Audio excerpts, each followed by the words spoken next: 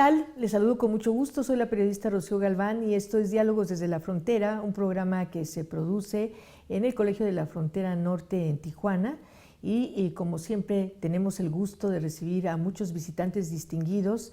Es el caso de nuestro invitado de este día. Voy a regresar con él.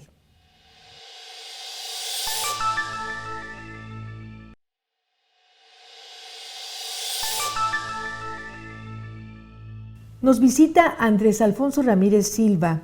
Él es coordinador general de la Comisión Mexicana de Ayuda a Refugiados. Fue funcionario internacional de ACNUR y trabajó en varios países durante 28 años. Es autor de varias publicaciones sobre refugio y ha sido conferenciante en seminarios, simposios y eventos alrededor del mundo. Desde diciembre del 2018 es titular de la Comisión Mexicana de Ayuda a Refugiados y lo saludamos con mucho gusto. Andrés, bienvenido. Muchísimas gracias. Aquí estoy muy contento de estar contigo y con tu auditorio. Señor, pues vamos a entrar en materia. Esto de la situación de Comar, en esto que es la mitad, un poquito más de la mitad del 2023, ¿cómo se plantea? ¿Cómo ha sido este trabajo a lo largo de estos años? ¿Y qué podemos esperar a la perspectiva a corto plazo? Mira, desde que nosotros llegamos quedó muy claro que vislumbrábamos un panorama de tendencias crecientes de los flujos de personas que llegaban a México a solicitar la condición de refugiado. Esto era parte de una tendencia global, porque desde el año 2011, de manera invariable, se ha venido incrementando el número de personas que buscan protección internacional en todo el mundo. Entonces México no escapa a esta tendencia global y nosotros esto lo vislumbrábamos justamente cuando empezamos en el 2019 y la verdad es que esto se ha constatado. En el año 2019 tuvimos 70,400 solicitantes de la condición de refugiado registrados por la Comar, que si nosotros lo comparamos con los números que llegaban en el sexenio anterior, pues es muchísimo mayor este número de personas. Solo para dar un elemento, en el año del 2013 llegaron 1,296 solicitantes en todo el año. Y esto fue creciendo a lo largo de los años, pero en el año 2019 que nosotros iniciamos el número fue mucho mayor. El 2020 bajó por el tema de la pandemia, que obviamente tuvo un impacto muy fuerte porque a nivel internacional pues ocurrieron cierres de fronteras. En el caso nuestro, en el norte de Centroamérica se cerraron fronteras, había muchísimo nerviosismo, mucha incertidumbre al respecto de lo que implicaba la pandemia y esto bajó el número. Sin embargo, tuvimos 41,000 solicitantes en el año del 2020, que era mucho más alto que el número más alto que hubo en el sexenio anterior, que fue en el 2018 y que fue de 29,700 personas. O sea, a pesar de la pandemia, el número siguió siendo alto. Pero el 2021, que ya la pandemia seguía, sin embargo la gente tenía una percepción de mayor seguridad al respecto de lo que implicaba la pandemia, además ya empezaban los programas de vacunación y había mucha expectativa al respecto de Biden, que empezó la campaña electoral en los Estados Unidos, Biden y Trump, y que pues tenía un discurso más promigrante, etcétera. Elementos también adicionales como la crisis económica derivada de la pandemia que llevó a mucho desempleo y exacerbación de las contradicciones en los países centroamericanos y varios otros países del mundo, que llevó a un detonante para desplazamientos forzados. Elementos también como la huracán Eta y Iota a finales del año 2020 llevó a que el 2021 despegó tremendamente, se reactivó de una forma muy acentuada el número de personas que llegaron a nuestro país y tuvimos una marca histórica de 130,000 solicitantes de la condición de refugiado ese año. El año siguiente, el 2022, la diferencia fue que los haitianos, que fueron quienes llegaron con mayor número en el año 2021, bajaron un poco, siguieron habiendo números muy altos, sobre todo los venezolanos que llegaron a partir de ese año con mucha intensidad, a partir de que México puso visas a los venezolanos y después de que además el título 42 en octubre se amplió para incluir a los venezolanos, llevó a un número muy importante de venezolanos y bueno, los resultados del año 2022 es que tuvimos cerca de 119,000 solicitantes de la condición de refugiado, un número un poco menor que en el año 2021. Pero este año realmente está rebasándose todas las expectativas. Al término justamente de junio tenemos 74,674 solicitantes solamente en estos 6 meses, lo que implica que si lo analizamos desde el punto de vista de la perspectiva de lo que pudiera ocurrir a nivel anual, podría llegarse a 150,000. Entonces rebasaríamos con mucho la marca histórica del año 2021 de 95 nacionalidades. Nos aproximamos a lo que fue la marca histórica en términos de número de nacionalidades que tuvimos en el año pasado. El año pasado tuvimos de 118 países de origen. Este año, repito, 95 ya, solamente en 6 meses. Así es que creemos que lo vamos a rebasar. Señor, bueno, usted es economista de profesión, es sociólogo. Uno ve las imágenes de la migración, las dramáticas, lo que ocurrió en Grecia, lo que ocurre en México, lo que ocurre en el paso hacia Estados Unidos, y siempre hablamos del tema de asilo político pensando en Estados Unidos. Y se pierde un poco la perspectiva de todas estas personas, de todos estos países que buscan refugio en México. ¿Hay alguna diferencia en esta connotación de asilado o refugiado? Sería una pregunta. Y la otra, al decir que vienen de 95 países, creo que usted nos daba a conocer precisamente el día de ayer que es el tercer país, México, en el mundo con mayor demanda de solicitudes de refugio. ¿Qué quiere decir? ¿Cómo se ve México hacia el exterior y por qué se ve como una alternativa de refugio? Bueno, en primer lugar, la pregunta en respecto a la diferencia que puede haber entre asilo y refugio. Este es un poquito complicado porque hay el concepto asilo que es idéntico que refugio. Esa es una.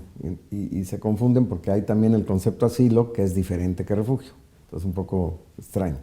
A ver, en el norte, digamos el hemisferio norte y específicamente en Europa y en los Estados Unidos, se habla de asilo como la misma cosa que el estatus de refugiado. En Estados Unidos, por ejemplo, no se habla tanto de estatus de refugiado, se habla de asilo, pero es idéntico, es lo mismo.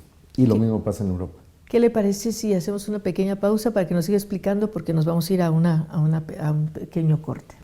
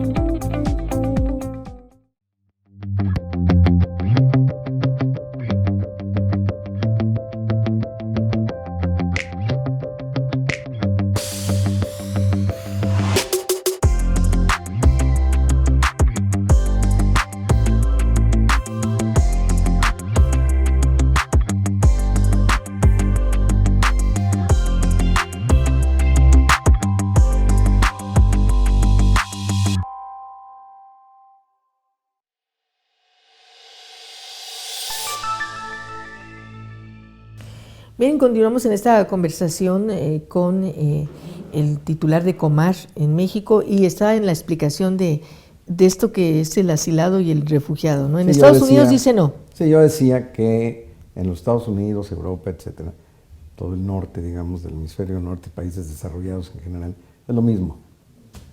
Asilo y refugio es lo mismo. Sin embargo, en América Latina, particularmente en América Latina, existen los dos conceptos diferenciados, porque existe lo que se llama la figura del asilo latinoamericano, que es distinto de la figura de refugiado. Por eso, en México, la reforma de la ley del 31 de octubre del año 2014, se modificó para llamarle Ley para Refugiados, Protección Complementaria y Asilo Político. Hay una diferencia en el concepto refugiado con respecto del concepto asilo. Esto es en América Latina, por esta idea del asilo latinoamericano. Y ahí sí hay una diferencia. ¿Cuál es la diferencia?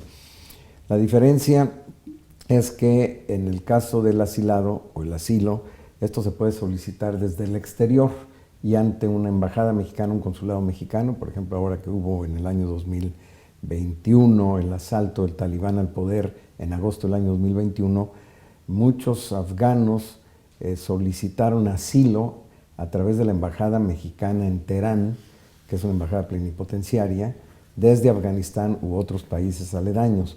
y desde ahí se solicitó el asilo, que es algo extraterritorial, bueno, extra y no, porque la embajada pues se considera territorio mexicano, pero no territorio físico mexicano, y entonces ahí se solicitó. Esta es una cosa. La segunda es que es un criterio mucho más político, y que no pasan por un procedimiento administrativo de la determinación de la condición de refugiado, que es en el caso de refugiado, que tiene una normativa muy específica que implica, está normado por la Convención de Refugiados de 1951 y su protocolo del 67, que es a nivel internacional la normativa, y que México la incorpora en su propia legislación ya desde la ley del 2011, que fue modificada y reformada en el 2014.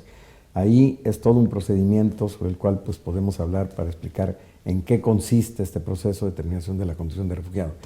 El asilo político, en el caso del refugiado, tiene que estar la persona en territorio nacional, tiene que haber cruzado una frontera nacional y haber llegado a nuestro país para poder solicitar esa condición de refugiado, a diferencia del asilo. De acuerdo con esta explicación que usted nos da, entonces cualquier persona que pisa suelo estadounidense, estoy hablando de Estados Unidos, tendría esa categoría, pero no es reconocido así. Pero bueno, no nos metamos en Honduras. No, yo no estoy diciendo que por pisar el suelo se vuelve refugiado, sino que para solicitar la condición de refugiado tiene que estar. Lo mismo en Estados Unidos puede hacerlo, ahí sí se está dando la posibilidad de que puede pedir una cita desde el exterior, pero cita nada más. Ahora ya el CBP-1.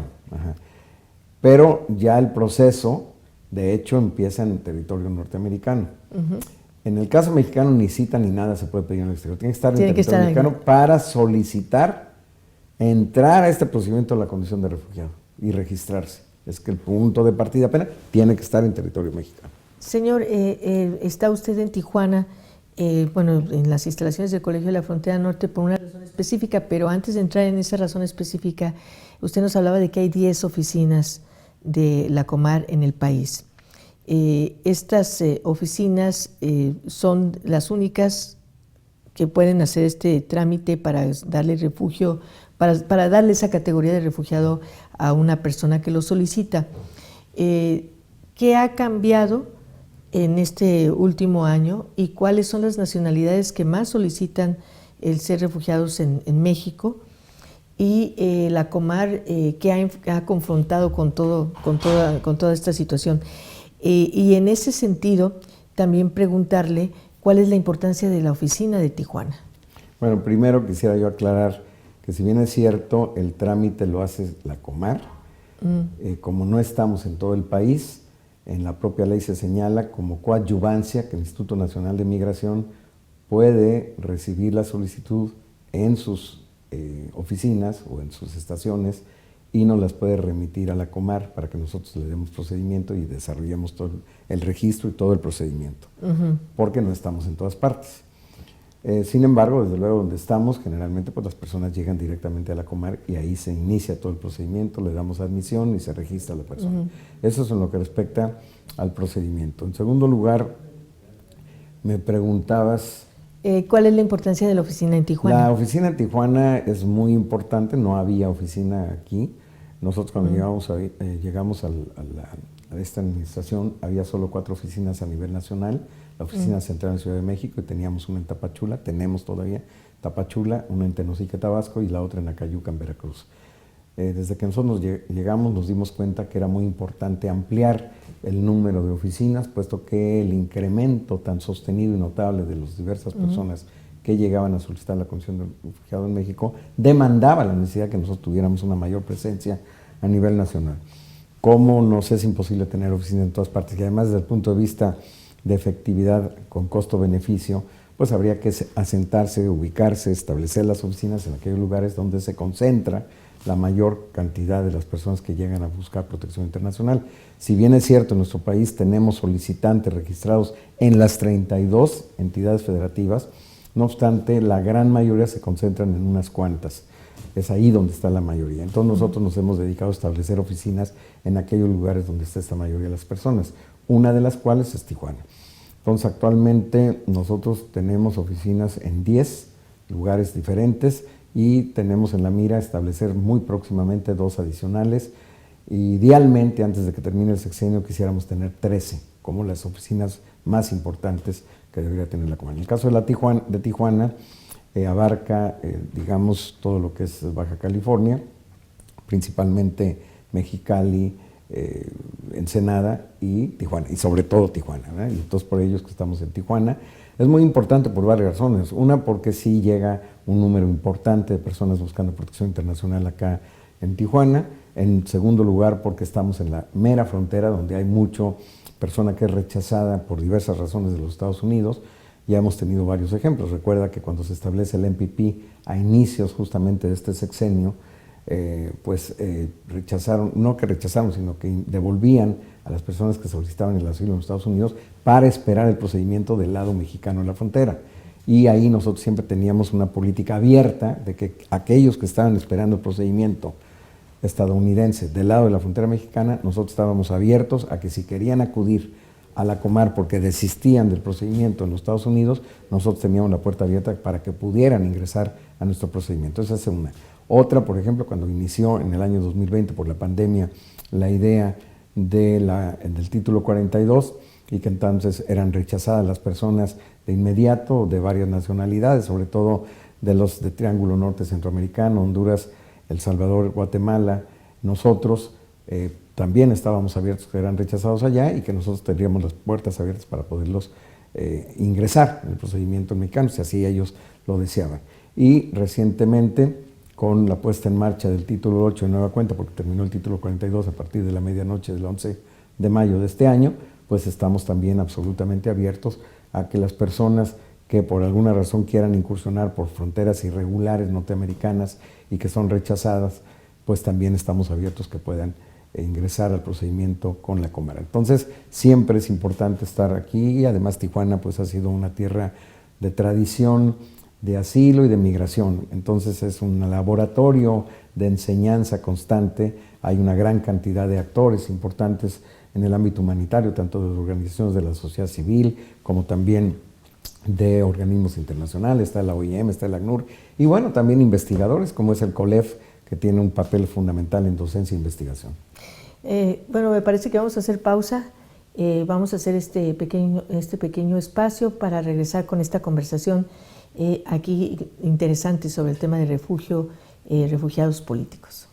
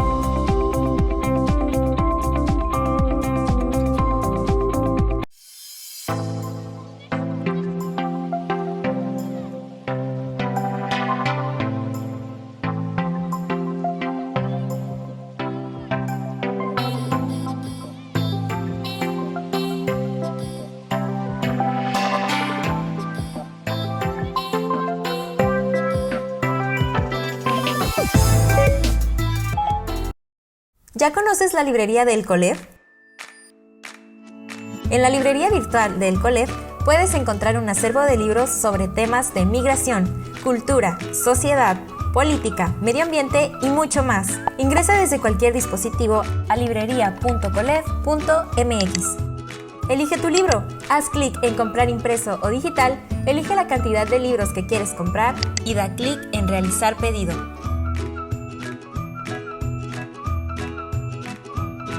No olvides hacer tu registro de datos personales. Dentro de 10 a 15 días hábiles tendrás los libros impresos en tus manos. ¡Y listo! ¡Así de fácil!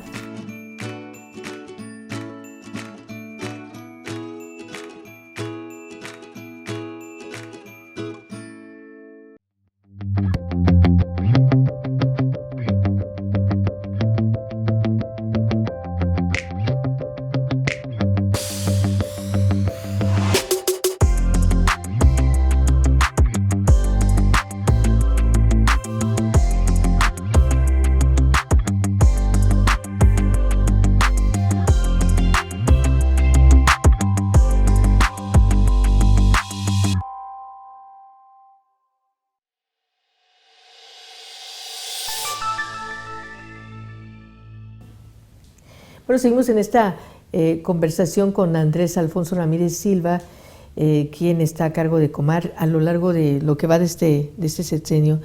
Y bueno, ¿cuál es la visión a corto plazo con todos estos temas en el mundo de la categoría de refugiado? ¿Y qué va a pasar, no? Porque además admite usted que este año a lo mejor llegan a 150,000 las solicitudes de refugio en México. ¿Qué representa para el país? ¿Qué representa para quienes están a cargo de todo esto? Y bueno, fuera de entrevista me comentaba el periodo de cuando una persona solicita ser considerado refugiado a cuando se le otorga ya pues esta connotación, ¿no? Esta categoría.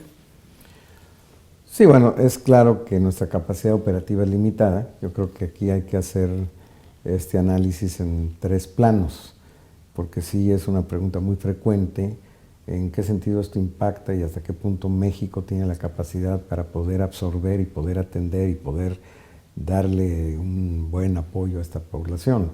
Y yo diría que en un plano, que es el plano más general, como país realmente no es un número tan significativo. Si bien es cierto, ha crecido enormemente, no obstante México es un país muy grande, de casi 2 millones de kilómetros cuadrados, una población que rebasa los 130 millones, que se ubica generalmente entre las 15 más importantes economías del mundo, lo que hace que México tenga absolutamente toda la capacidad para poder dar cuenta de esta población. Y si bien es cierto que están en todas las entidades federativas, solamente en algunas están concentrados y en la gran mayoría de las entidades federativas del país los números son tan pequeños que francamente no implican mayor problema para estas entidades federativas.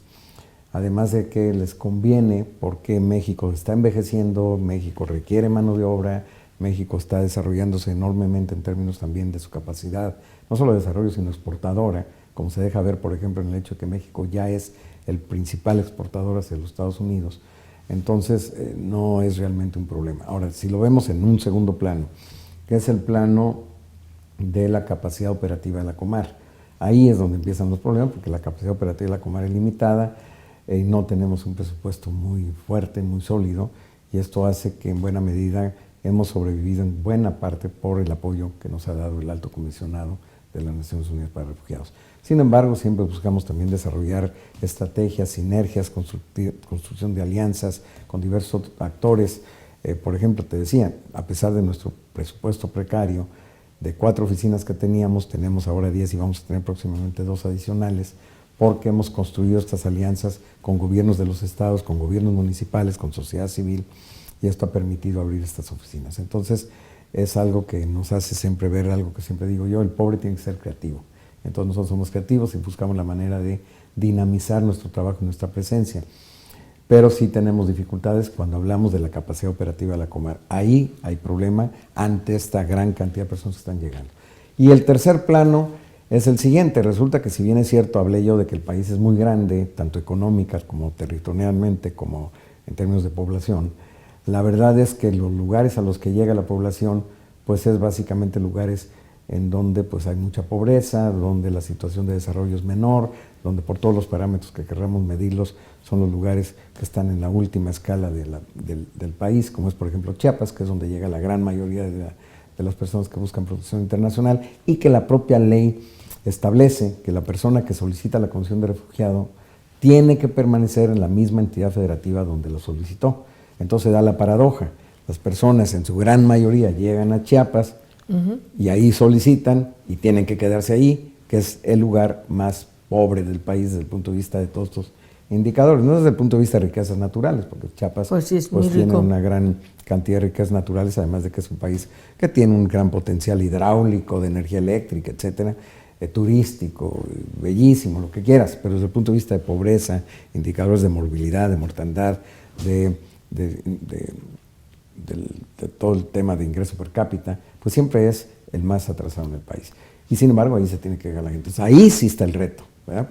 Por eso es que se han desarrollado una serie de políticas públicas, o estamos construyendo políticas públicas para tratar de reubicar a las personas a otras entidades donde tengan mucho más posibilidades de acceder a los servicios públicos, al mercado laboral, y donde se requiera la mano de obra, porque el potencial de desarrollo pues, es muy grande en muchas de estas regiones. Por ejemplo, acá en propia Tijuana. En Tijuana siempre hay pleno empleo, ¿no? O tenemos, por ejemplo, los grandes parques industriales que hay en Nuevo León, en Monterrey, en Saltillo, Coahuila, en toda esta región del Bajío, Sinaloa, en Querétaro, San Luis Potosí, que hay un gran potencial siempre de desarrollo y que permanentemente se nos dice a nosotros estamos en necesidad de mano de obra. Luego entonces también es importante reubicar a estas personas para que puedan surtir ese mercado. Por otro lado, los grandes megaproyectos de este gobierno, como el Transísmico, que el Tren Maya, la refinería, etcétera, pues siempre van a requerir, de hecho están requiriendo mano de obra. De ahí que no es casual que el presidente López Obrador hace no mucho dijo,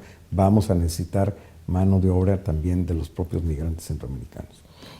Señor, en esta, pues la parte final de nuestra conversación, ¿cuál sería la reflexión de un hombre como usted que ha estado 28 años en ACNUR, ahora desde el 2018 está a cargo de Comar, en esta evolución y en esta pues, injusticia desde el punto de vista que alguien tiene que llegar a otro país a decir necesito refugio?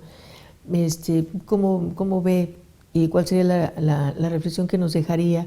Y bueno, pues si puede ser muy breve en por qué está en el Colegio de la Frontera Norte. Bueno, primero, yo creo que hacer la reflexión profunda tiene que llevarnos a ver el origen de esta situación.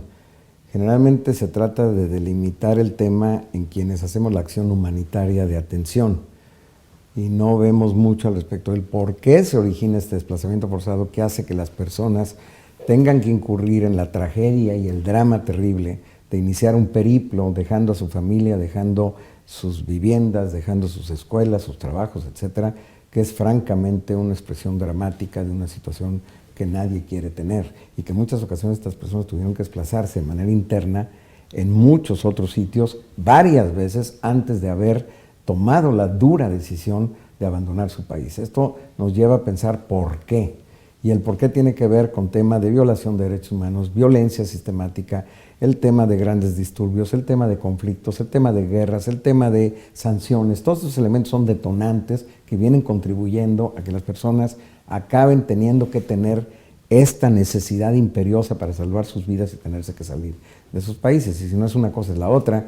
Se da el asalto al Talibán después de que 20 años estuvieron ocupados por la OTAN y resulta que el Talibán toma el poder y la gente tiene que salir despavorida ante el temor de las políticas represivas que el Talibán podría representar. Se da una guerra Rusia-Ucrania que podría haber habido mucho más mecanismos preventivos para evitarlo, no se evita y se da la guerra y ahora tenemos millones de personas que se ven obligados a desplazarse de sus países. Entonces, nosotros estamos en la otra punta, en la punta que tiene que ver cómo hacer para poder atender a esta población, pero este es un elemento al que hay que atender, como también el tema del combate a la desigualdad, el combate a la pobreza, la inversión, el desarrollo en estos países para evitar que estas personas tengan que salir. Señor, pues le agradecemos mucho que haya estado aquí en las instalaciones, en los estudios de Diálogos desde la Frontera, y estaremos en contacto porque vienen planes en conjunto con el Colegio de la Frontera Norte. Le agradecemos su presencia, su tiempo, su conocimiento. Gracias. Y gracias a usted. Lo esperamos, por supuesto, en otro capítulo más de Diálogos desde la Frontera, y agradezco a todo el equipo que hace posible este programa, a Alfonso Carabeo, a Stephanie Gutiérrez, a Óscar Ochoa, a Iván, ¿verdad? A todos los que contribuyen a que Diálogos desde la Frontera se produzca y se edite. Gracias, hasta la próxima.